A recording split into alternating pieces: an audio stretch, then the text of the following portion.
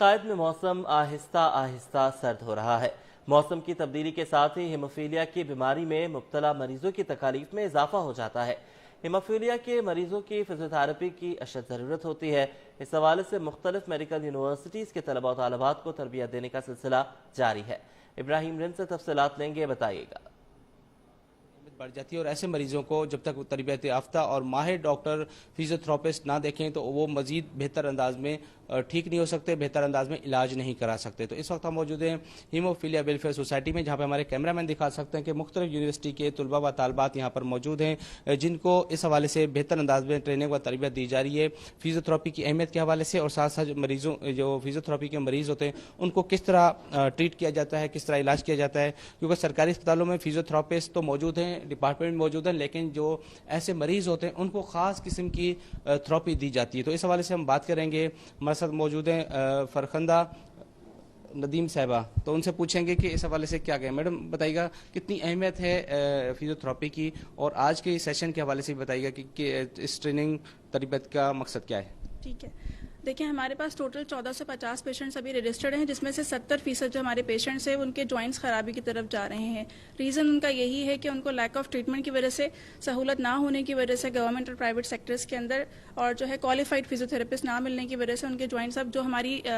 20 سال سے لے کر 50 سال تک یہ جو آپ پیشنٹس کو دیکھیں تو یہ ریزن ہے ان کا کہ جوائنٹس خرابی کی طرف آ چکے ہیں۔ تو یہ ہمارا ڈپارٹمنٹ فنکشنل کرنے کا یہی گول ہے کہ ہم جو ہے ان پیشنٹس کے ٹارگیٹڈ جوائنٹس کو جو ہے بہتری کی طرف لے کے جائیں، ان کی مسلس کو ہم اسٹرینتھن کریں اور کرونک آرتھروپیتھی کی طرف جانے سے بچائیں، اور ان کی کوالٹی آف لائف کو ہم امپروو کریں۔ اچھا، جو موٹاپے کا شکار ہوتی ہیں خواتین یا مرد یا دیگر وجوہات سے، ان کو کتنی ضرورت پڑتی ہے فزیوتھراپی کی؟ کہ دیکھا جا رہا ہے کہ موسم کی تبدیلی کے ساتھ اس میں اضافہ ہو جاتا ہے، کیا یہ اس میں صداقت ہے؟ بالکل ایسا ہی ہے، جیسے موسم کی تبدیلی آتی ہے، خاص طور پر جو ہمارے آسٹو آرتھرائٹس کے پیشنٹس ہو گئے، جس کے عام الفاظ میں کہا جاتا ہے کہ گھٹنوں کے اندر گیپ کم ہو گیا ہے، اس طرح کے پیشنٹس جو ہیں زیادہ جو ہے موسم کی تبدیلی کے باعث جو ہے فزیوتھراپی کی طرف آتے ہیں۔ اس کے لیے بہتری یہی ہے کہ آپ جو ہے ایکسرسائزز کریں، اپنے مسلس کو اسٹرینتھننگ پرووائڈ کریں۔ آج کل ریزن یہ ہے تمام چیزوں کا کہ لیک آف موبلٹی، دوسرا جو ہے بیٹھے رہنا، لیک آف انیکٹیوٹی، اور جو ہے جنک فوڈ اور جو ہے اس طرح کی ڈائٹ لینا، یہی ریزن ہے ہمارا کولیسٹرول بڑھنے کا بھی اور اوبیسٹی کا بھی۔ تو اگر اپنے آپ جو ہے موبلٹی کو انکریز کریں گے اور ایکسرسائزز پراپر رکھیں گے اپنے روٹین کے اندر تو ان تمام بیماریوں سے بچا جا سکتا ہے۔ ٹھیک ہے، بہت شکریہ۔ جیسے کہ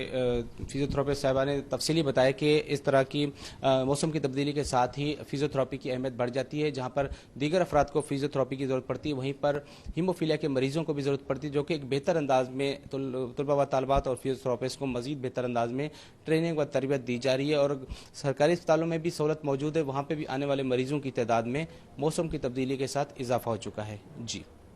ورلڈ کا